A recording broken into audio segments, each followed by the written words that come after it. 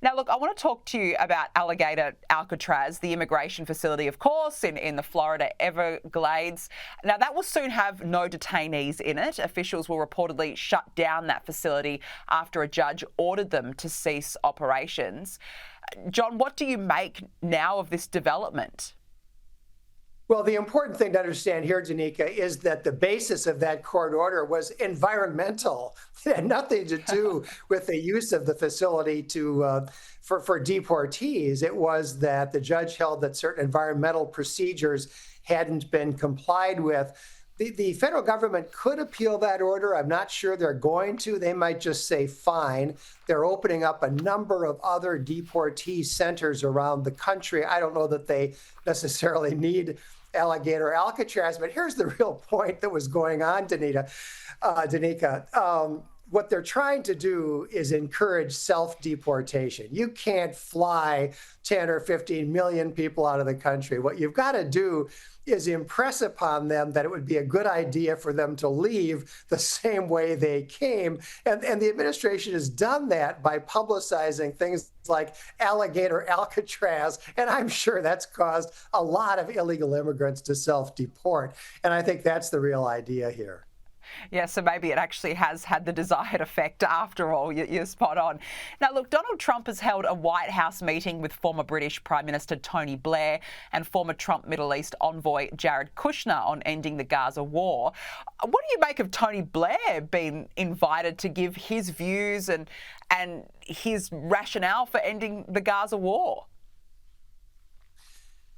Danica, I really don't know. I mean, I assume he's being brought in because he's got a more pro-Israel orientation than Keir Starmer, the current prime minister, who is talking about recognizing Palestine, whatever that is, whatever its borders might be, whatever its government might be. I think that Trump is trying to help the Israelis, help Benjamin Netanyahu get to an appropriate resolution of this Gaza war. And what does that mean? It means a resolution that does not leave Hamas in power in Gaza and does not leave Hamas as a viable terrorist organization. I don't think Netanyahu will settle for anything less, and I don't think Trump is going to pressure him to accept anything less. No, well, look, Trump's been very firm on this from the very beginning, and obviously those negotiations are still open. So you're right. Let's see what happens here. Now, US Defense Secretary Pete Hegseth has fired the head of the Pentagon's intelligence agency and two other senior military commanders. It comes just weeks after the White House rebuked a review assessing the impact of American strikes on Iran. John, I guess, what choice did Hegseth have here? Because the head of the intelligence agency essentially cast doubt over the administration's own strikes. Yeah, this guy was the head of the Defense Intelligence Agency, one of a number of intelligence agencies that we have. He was a general named Jeffrey Cruz.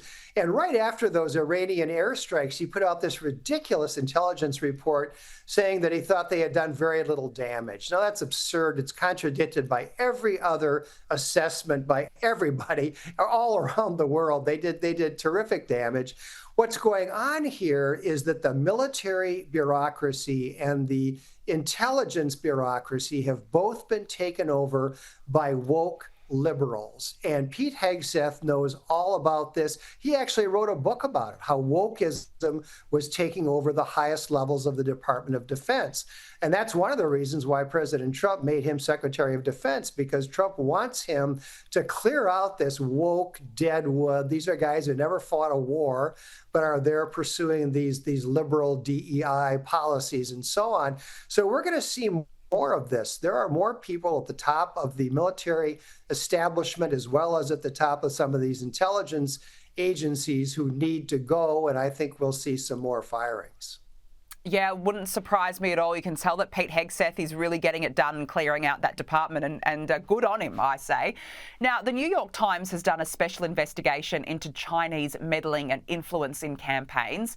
It's found, quote, the Chinese government wields its influence in New York politics through diaspora organisations that are usually organised around people from the same village, city, or province in China. It goes on to say Chinese diplomats at the country's New York consulate on Manhattan's West Side were in constant communication with leaders of these groups. John, how concerning is this?